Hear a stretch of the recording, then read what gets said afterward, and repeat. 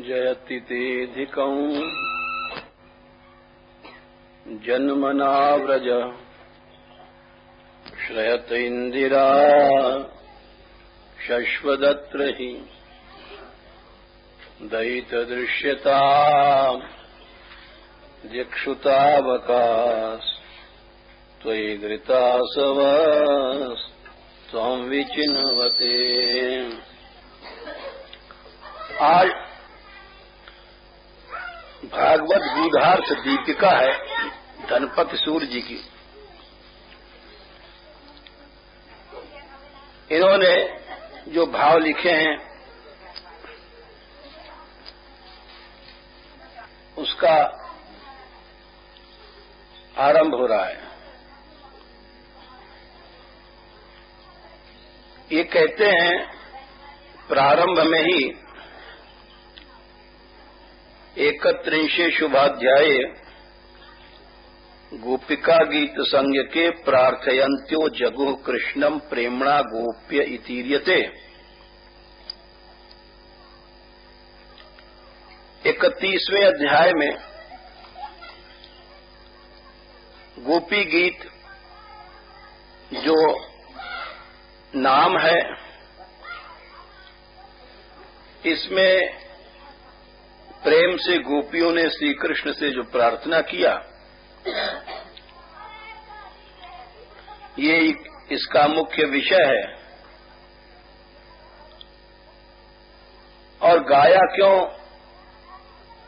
तो इस पर एक बड़ा सुंदर ये गोपियों का अनुभव लिख रहे हैं कि कृष्ण चले अंतर्धान हुए तो ये गीत गाने की क्या सूझी गोपियों को। विरह में तो आदमी रोता ही है और केवल रोना रोना ही सूझता है। बड़ा अच्छा इन्होंने आरंभ किया। फिर ये गाने की क्यों सूझी इनको गोपियों की, क्योंकि आगे लिखा है रुरुदु सुस्वरम राजन। ये गोई, ये सब रोई और जब रोई तो फिर गाने की क्या आवश्यकता। रुरुदु सुस्वरम राजन, रोना और गाना ये एक साथ कैसे और क्यों।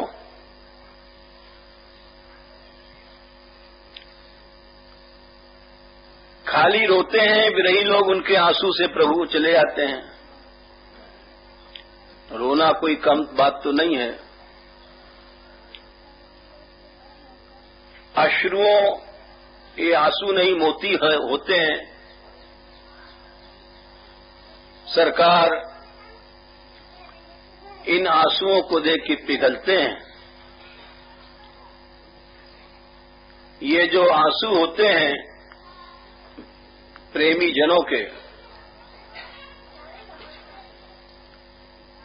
ये श्री कृष्ण की प्यास बुझाते हैं, ऐसा भाव है।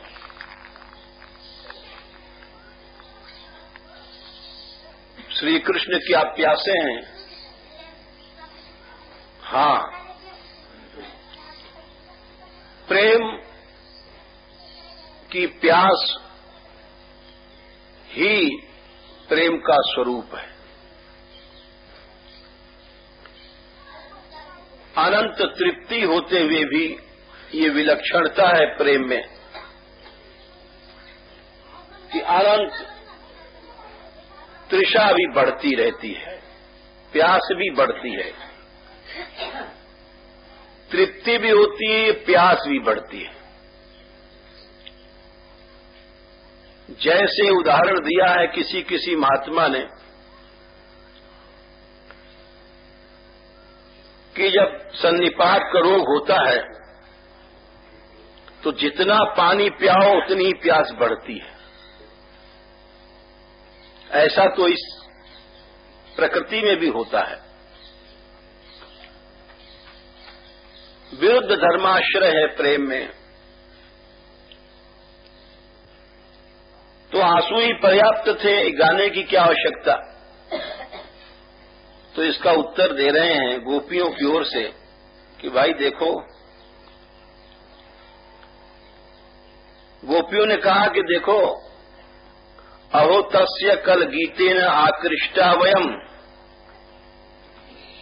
यथा तदंतिकम प्राप्तास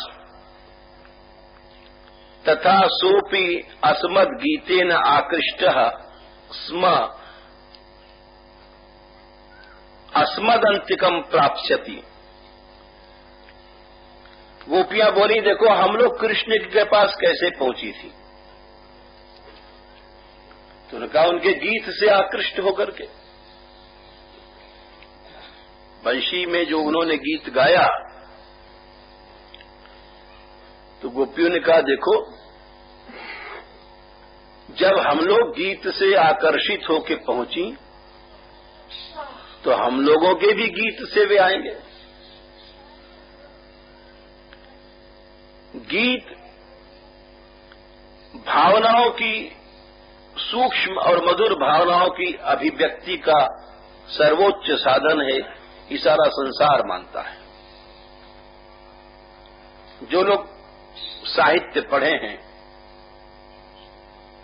वो इस बात को जानते हैं कि विश्व में किसी भाषा में चले जाओ, गीत अंग्रेजी में चले जाओ, तो जो लिरिक सॉन्ग्स हैं, पोएम्स हैं, वो सब, चाहे संस्कृत में चले जाओ, कहीं भी चले जाओ, जो गीत हैं उनके माध्यम से भावनाओं, सूक्ष्म भावनाओं की अभिव्यक्ति होती है और उन गीतों के माध्यम से भावनाओं का प्रेषण होता है। जैसे हम चिट्ठी लिखते हैं, डाक से चिट्ठी जाती है, पत्र के द्वारा लिख करके भावनाओं का प्रेषण होता है। ऐसे ही स्वरों के माध्यम से भावनाओं का प्रेषण होता है। मंत्र जीव जगता है, मंत्र क्या है? शब्द ब्रह्म है। इनकी भावनाओं से भावनाओं का प्रेषण होता है। उसी तरह से स्वर हैं, ये ब्रह्म है, नाद ब्रह्म है। भगवान ने भी कहा कि मैं न तो योगियों के हृदय में रहता हूं, न वैकुंठ में रहता हूं। नाहं वसामि वैकुंठे योगिनां हृदयेन च मद्भक्ताः यत्र गायन्ति तत्र तिष्ठामि नारद। हमारे भक्त जहां गाते हैं वहां मैं निश्चित रूप से रहता हूं। इसी अनुभव के आधार पर भक्ति मार्ग में गीत पद्धति का विस्तार होता है और सबने गाया। सूर ने गाया, तुलसी ने गाया, मीरा ने गाया, वृंदावन में हरिदास, हरवंश आदि सब ने गाया। ऐसा कोई आचार्य नहीं भक्ति का जिसने ये गीत पद्धति को न अपनाई हो, क्योंकि भगवान की प्रतिज्ञा है कि जहां हमारे भक्त गाते हैं हम वहां रहते हैं। ये प्रारंभ में ही इन्होंने बड़ी मार्मिक बात कही कि गोपियों ने विचार किया कि गीत सबसे श्रेष्ठ और सबसे सरल साधन है भगवान को आकर्षित करने का, क्योंकि हम भी तो गीत से खिंच के आई थी। गोपियों ने कहा था, आगे कहा है कि हे कृष्ण,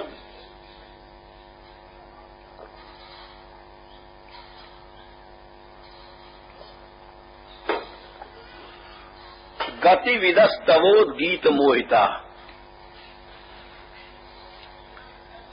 ये आगे कहती हैं, रहस्य संविदम हृक्षयोदयम प्रहसिताननम प्रेम वीक्षणम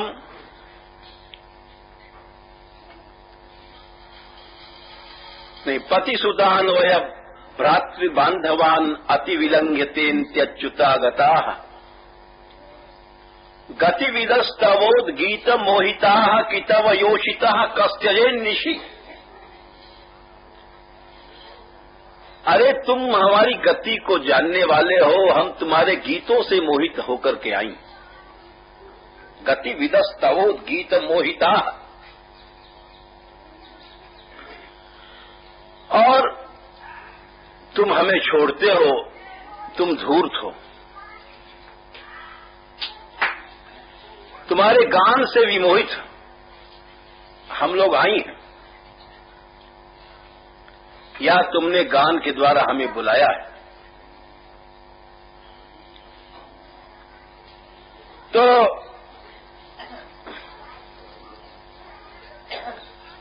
गीत गोपियां विचार कर रही हैं, जब बहुत ढूंढ चुकी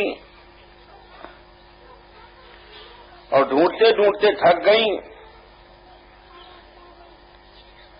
तब उन्होंने इस गीत को चुना कि अब सब मिलकर के गाओ।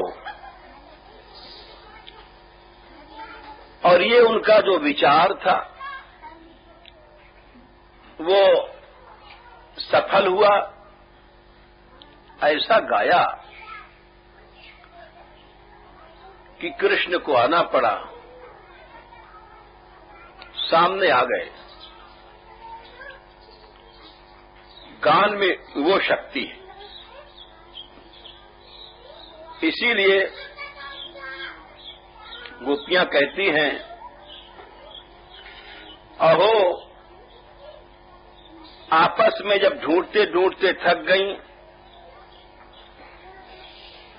तो कहती हैं देखो हम लोग कैसे आई थी, गीत से खींच करके आई थी। तो चलो कल गीते न आकृष्टा वयम, हम लोग गीत से कृष्ण के वेणु से खिंच के आई। उनके गीत में ही तो एक शक्ति थी। क्या गाते थे, गा गोपकई रनुवन नयतो रुदार वेणुस्वनई कल्पदई तनुभृत सुसख्या। उनके गीत से अस्पंदनम गतिमताम पुलकस तरुणाम, जो चलने वाले जीव थे, पशु पक्षी मनुष्य, वे सब एकदम जड़ की तरह हो जाते थे। न चलने वाले वृक्ष आदियों में कम होता था, चलने से लग जाते थे, ऐसा जिनका गान था। तो उस संगीत का जादू गोपियां वर्णन करती हैं, तो हम लोग क्यों न गान का सहारा लें।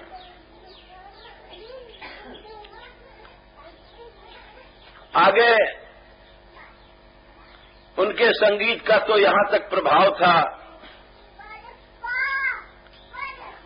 आपस में चर्चा कर रही हैं इसलिए हम बता रहे हैं कि जब ये यमुना जी किनारे गाया करते थे, बरिणस तबक धातु पलाशेर बद्ध मल्ल परिबरह विडंबह,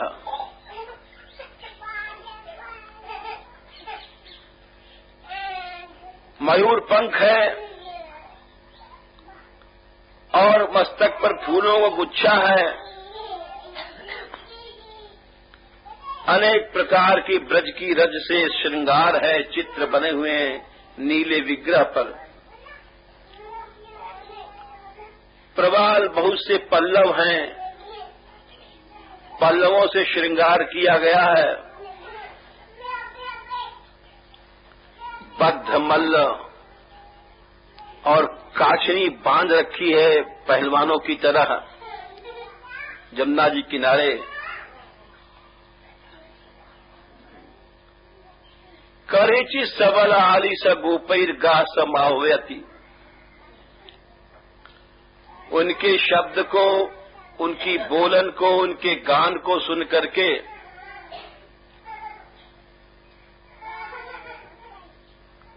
क्या होता था,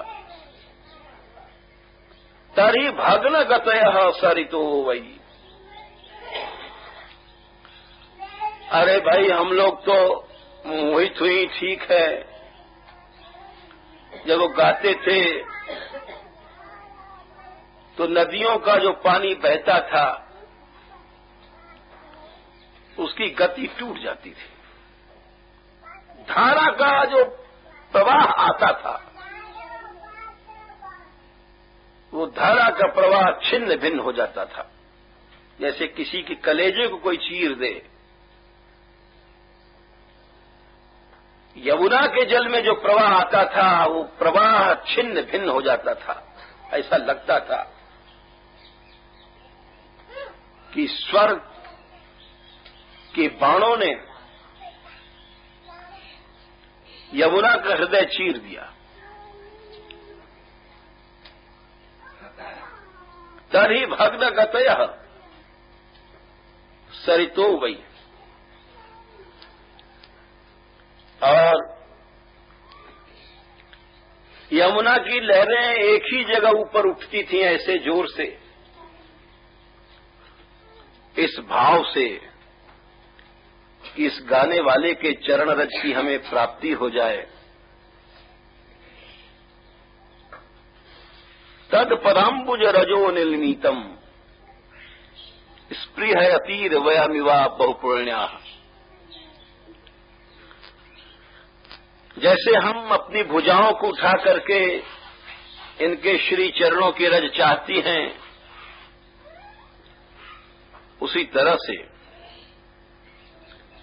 ये नदियां, सरोवर, ये सब उनके चरण रज को चाहते थे। ऐसा विचित्र गीत था। ऐसे गाने वाले कृष्ण को चलो हम लोग भी गाएं। सब साधन छोड़ दिया, ढूंढना छोड़ दिया, साथ साथ अपने आप आंसू बहता है, बहता रहे। तो गीत पद्धति का उन्होंने चुना और आगे चलते हैं कि भाई सबसे पहले गीत गाने में जय शब्द कहा मंगल के लिए। जय शब्द जहां होता है, जय घोष वहां मंगल होता है। ये भारतीय परंपरा है। भगवान की जय बोलते हैं सब लोग, इसलिए उस वातावरण में मंगल छा जाता है। ये एक सही मान्यता है। इसीलिए हर कीर्तन में, हर कथा में जय घोष भी होता है। गोपियों ने कहा कि जैसे ही आरंभ करो मंगल से ही।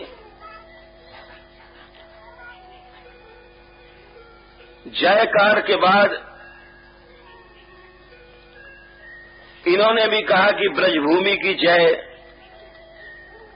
क्योंकि इन्होंने एक बड़ा लंबा क्रम दिखाया कि ब्रज की जय क्यों बोलती हैं हम, एक कारण है।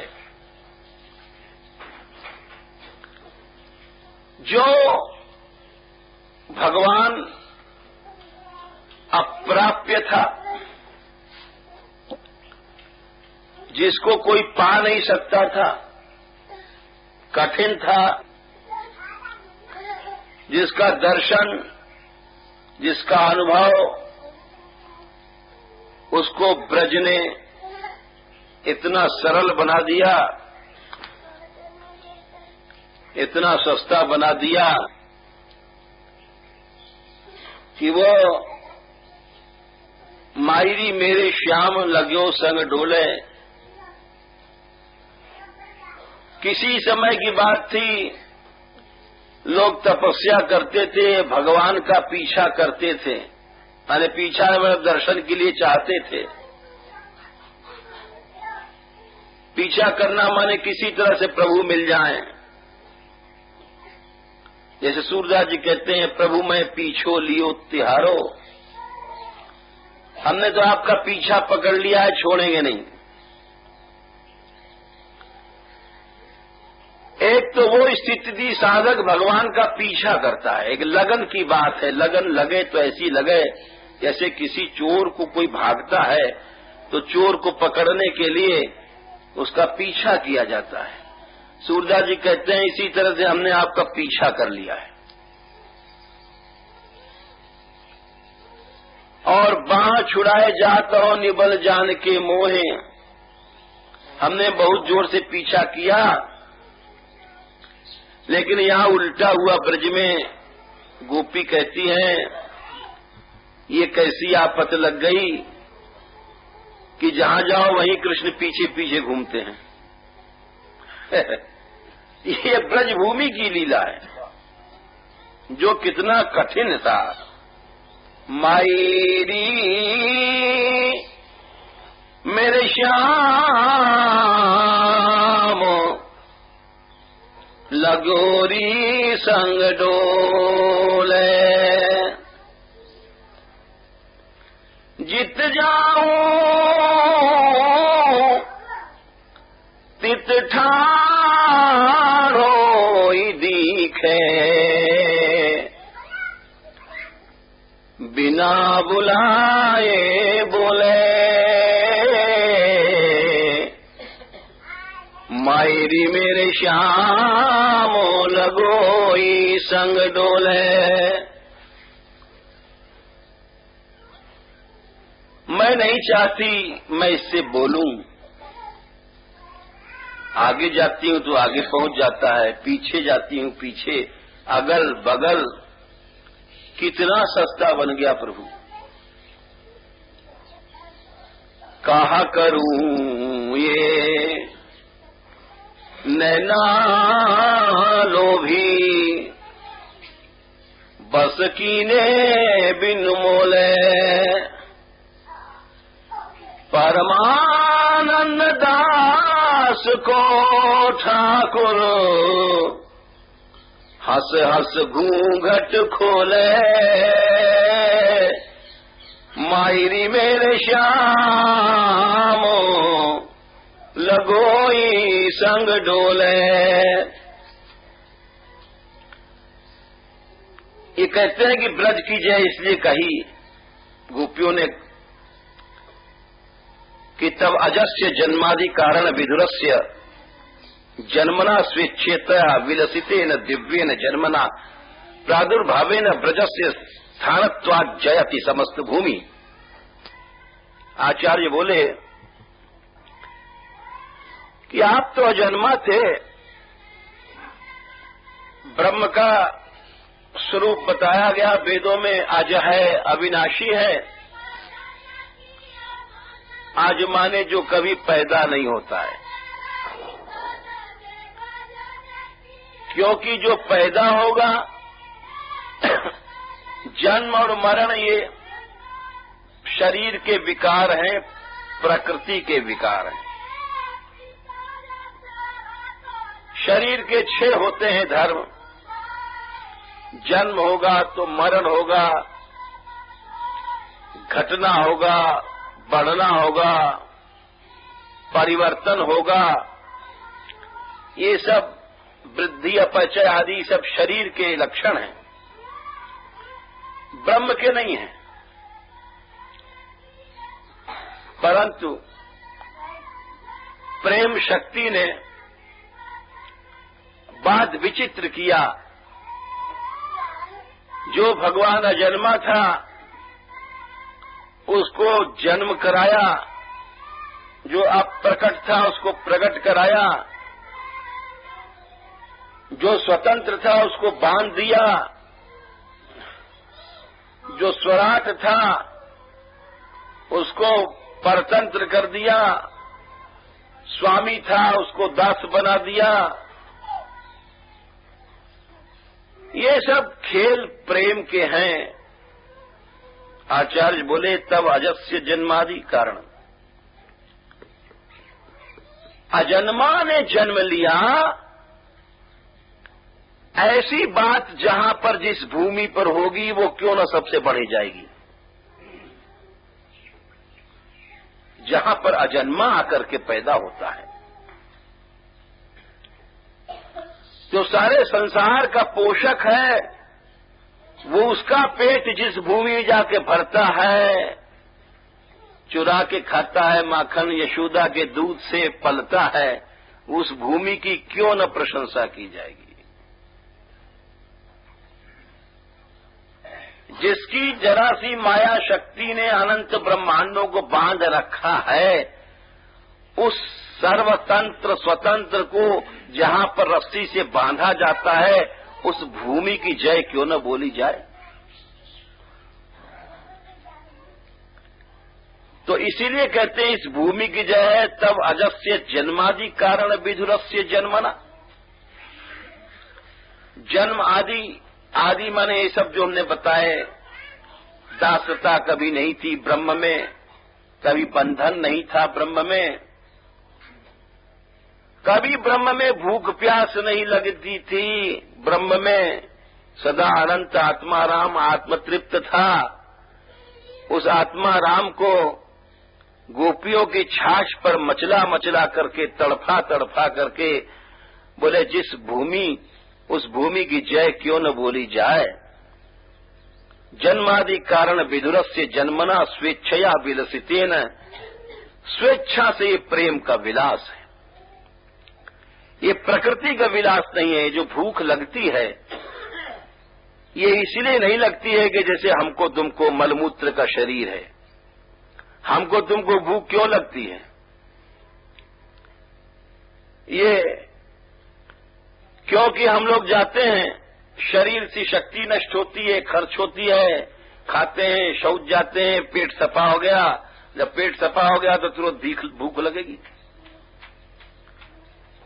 बोले इस कारण से ब्रह्म को भूख नहीं लगती है कि पेट सफा हो गया तो चलो साहब अब कुछ इसमें भरने के लिए मामला चाहिए।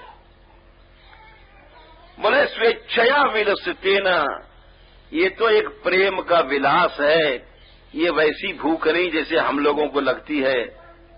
कोई कोई आते हैं, बोले महाराज भूख नहीं लगती, हजम होने का चूरन बताओ। अरे चूरन खाते हैं, कोई फ्रूट साल्ट पीता है, कोई कुछ करता है, ये भूख नहीं है, ये तो स्वेच्छया विलसितेन है। ये तो प्रेम के कारण है कि कितना भी मटका के मटका साफ कर जाओ, भूख नहीं मिटती है। एक सूरदास जी के बड़ा सुंदर पद है। एक गोपी शिकायत करने गई, भूख की बात चल गई है, तो यशोदा जी के पास गई और मटका लेके गई। सब मटका साफ कर गए थे अकेले ही बाल कृष्ण। तो बोले मटका ही ले चलो। तो वहां आता है सूरदास मोय यही अचंभो। बोले चंबा हवे के ई सबरे करी सिलोरी ऐसे पद आता है कि सब सफा कर दिया। तो यशोदा जी भी विश्वास नहीं करती है कि हमारा छोटा सा तो लाला है और तेरे इतने बड़े मटकाए खाएगा, वो झूठी है तू। अरे वो बोली झूठी कैसे हूं मैं, मेरे भरो मटको यही घुसे हो और मैंने देखो गपागप खाते।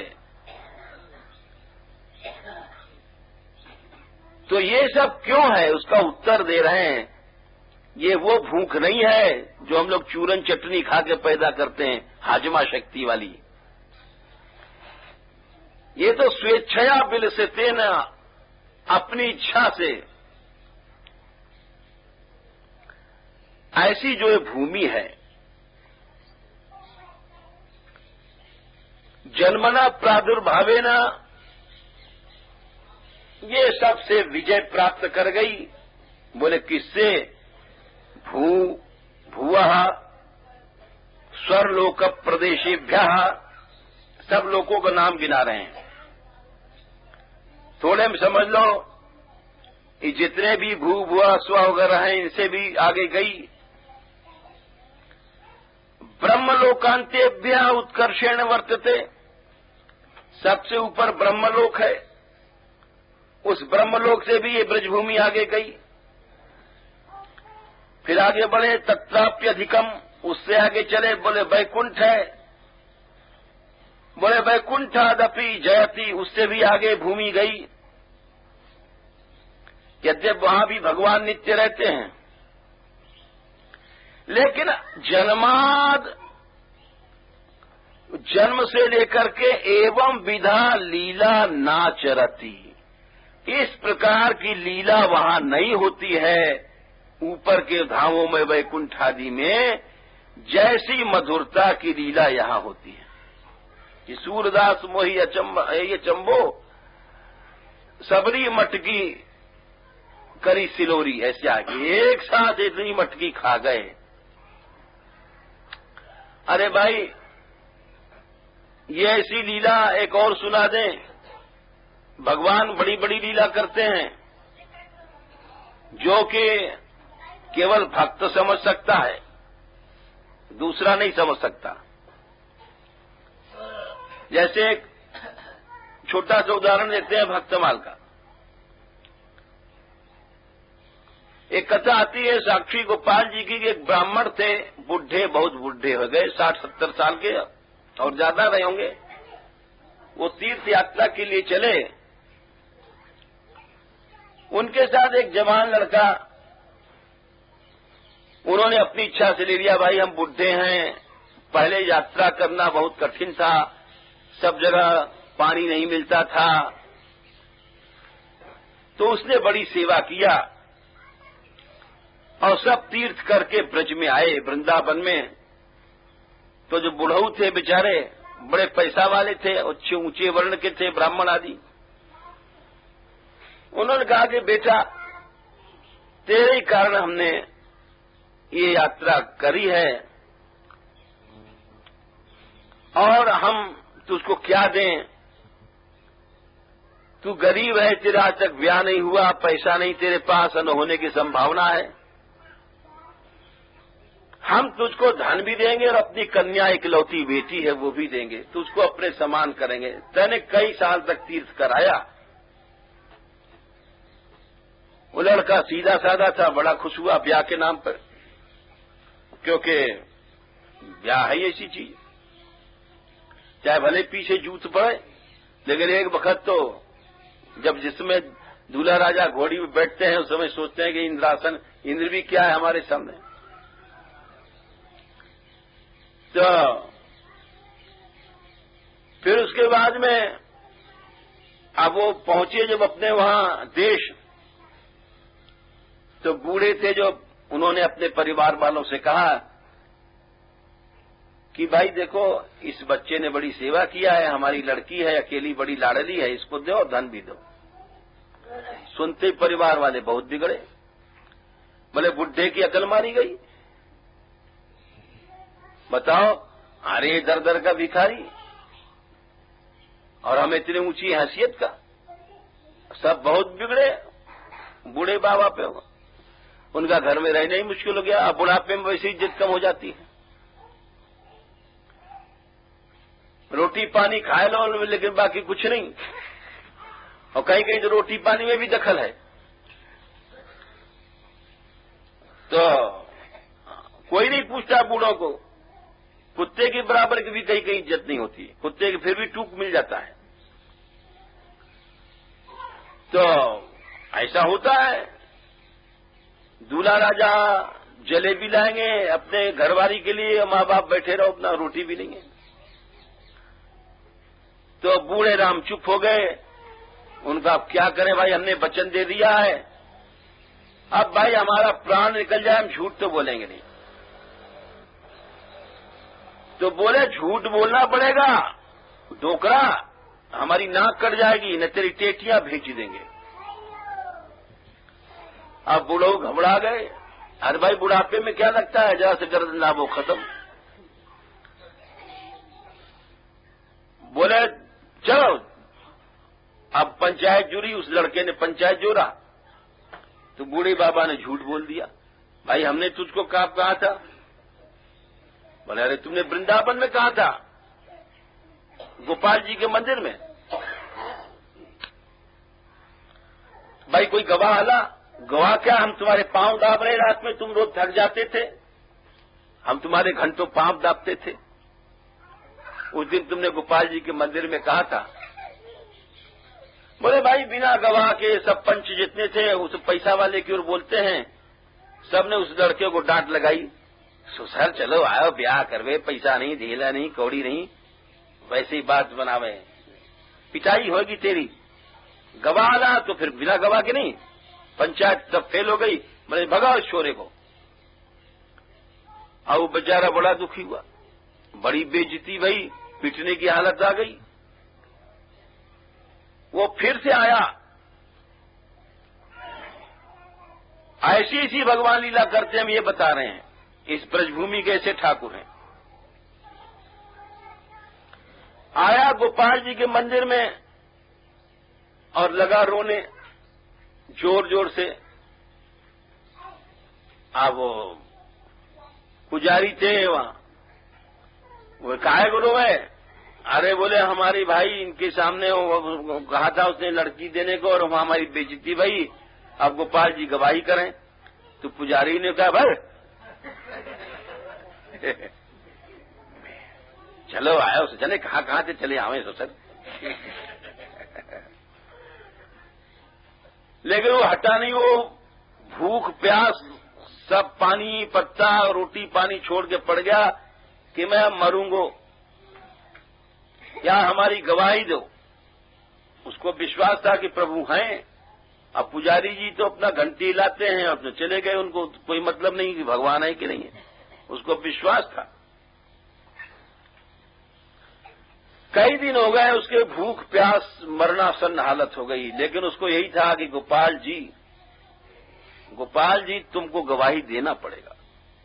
तुम्हारे सामने यहां बात हुई थी। तब भीतर से आवाज आई। बस कभी कभी उसको जब होश आवे, एक गोपाल जी चलो गवाही दो। कई दिन हो गए खाए पिए बिना, फिर बेहोश हो जाए, फिर आंख खुले थोड़ी देर में।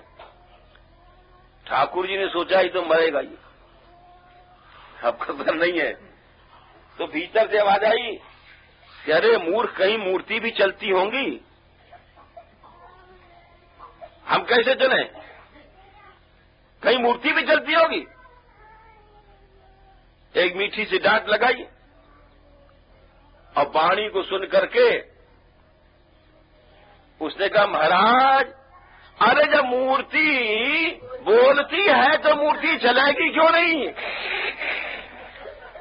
कहीं मूर्ति भी बोलती होगी। अब तो घिराव में आ गए ठाकुर जी। बोले अच्छा भाई तू मर मत, हम चलेंगे। लेकिन भाई बहुत परिश्रम पड़ा है चलने में। 2 किलो 2 सेर चून रोज रोटी खाएंगे। हाँ। अब ये लीला है ठाकुर जी की। बोले महाराज 2 नहीं 5 सेर खा लीजिए, लेकिन चलना पड़ेगा तुम्हें। मैं आज 2 सेर खाएंगे। अब बोले महाराज हमें कैसे पता पड़ेगा? बोले पीछे मत देखियो, पीछे देखेगा तो हम फिर नहीं चलेंगे। बोले हमें पतो कैसे पड़ेगा कि आप चल रहे हो? बोले हमारे पायन के घुंघरू छन छुन छुन बजते रहेंगे। जैसे एक पांव रखा छन, फिर दूसरा रखा छन। बोले ठीक है सर, आपको मंजूर है शर्त, आप चलो। आप तो बड़ो प्रसन्न भयो और चल पड़े हो, आनंद से भगवान के गुण गाते भये। और महीनों लग गए, जाने कितने दिन लग गए। रोज 2 किलो की रसोई बनाना, सेवर की और भोग रखना। जब वो गांव की सीमा पास रह गई तो विचार कर रहे हो भाई ऐसो तो नहीं कि कोई ठाकुर जी ने धोखा दे दिया हो, खाली घुंघरू ही बज रहे हो। क्योंकि बड़े छली हैं। सोचते सोचते बोले अच्छा एक काम करेंगे, एकदम जब थोड़ी दूर रह जाएगा जब पीछे मुड़ के देख लूंगा। क्योंकि अगर जब वहीं के वहीं रह जाएंगे तो कोई बात नहीं, वहां से वहां तक पंचन को हम ला सकते हैं बुलाए करके। जब थोड़ी दूर रह गया तो मुड़ के देखा तो प्रतिमा ठाकुर जी की वहीं। ठाकुर जी बोले अब नहीं जाएंगे, हमारी तेरी शर्त है। बोले महाराज अब तो मैं मरूंगा, फिर आपको गवाही देनी है। बोले अब नहीं जाएंगे हम, यहीं बुला ला। तू गयो और वाले गांव में कही कि प्रभु आ गए हैं गवाही देने के लिए। सब बड़े हंसे, ये तो पागल ही है। ठीक किया, इसको भगा दिया गया, लड़की नहीं दी गई। बावड़ा है, बता कोई को बताओ वहां से कोई मूर्ति आएगी?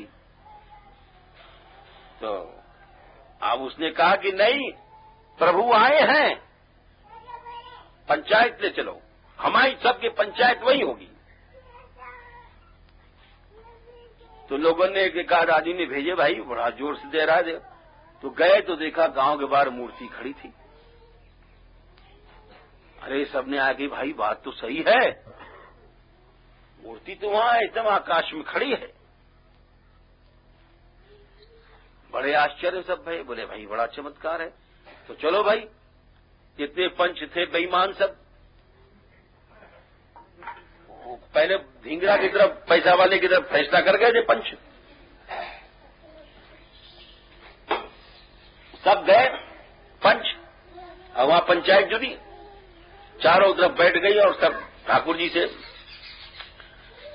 अब वो लड़का बोला, पंचों आप लोगों ने हमको भगा दिया था कि बावड़ा है, इसको पीटो मारो, और कहा था झूठ बोलता है।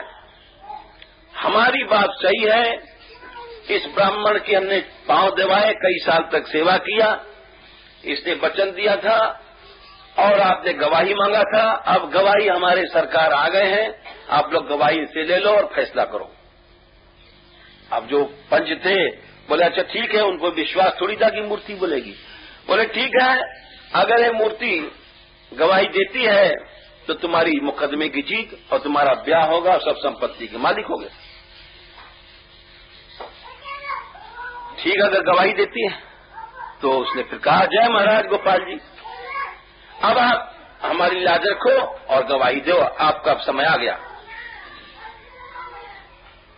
तो ठाकुर जी बोले हाँ, मैं वृंदावन धाम का रहने वाला, मेरा नाम गोपाल, मैं इस लड़के की ओर से गवाही देता हूं कि हमारे मंदिर में इस वृद्ध ने अपनी कन्या को देने का वचन दिया था, मैं इसका गवाह बन के आया हूं। इतना सुनते मान सब चकित रह गए और बुढ़ा रोने लग गया। बोले प्रभु हमारी गलती क्षमा करो, हम अपने छोरान के डर के मारे हम झूठ बोल गए। बात सही है भाई, अगर हम सच बोलते तो हमारी नारे काट डालते।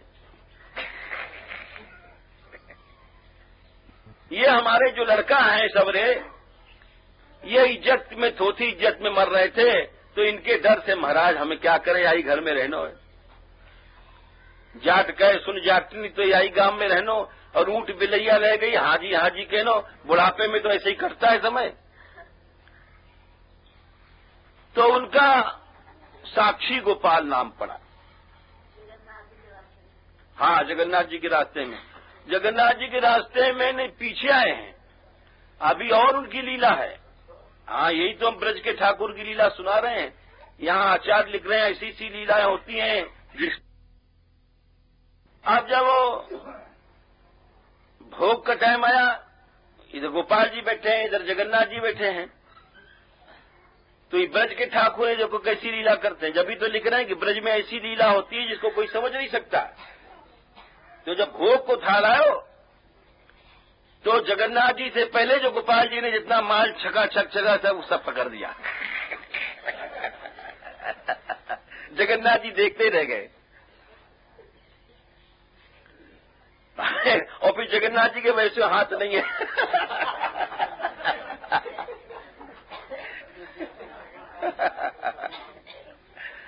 सब सफा कर दिया। भोग उसर गया, जगन्नाथ जी भूखे रह गए। वो ऐसे ही करे दोनों टाइम में, तो 2-3 दिन में जगन्नाथ जी का चेहरा सूख गया।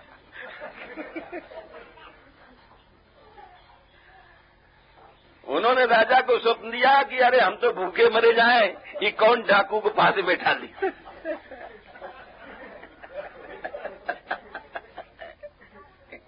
ये किस लुटेरे को बिठा दिया, हम तो भूखे मर गए।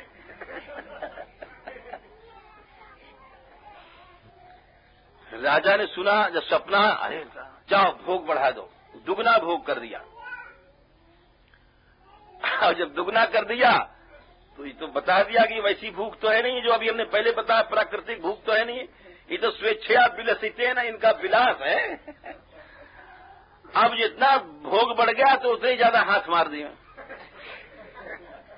सब सफा कर दे पहले। तो जगन्नाथ जी सोचने लग गए कि अब राजा को सपना देना बेकार है, क्यों दुगना के चौगुना कर देगा, ये फिर हिसाब कर देगा। भाई जब तक ये लुटेरा पास में बैठा है, जब तक ये दोगुना करो चाहे चौगुना करो तो सब साफ कर जाएगा। तो उनको उदास देखा।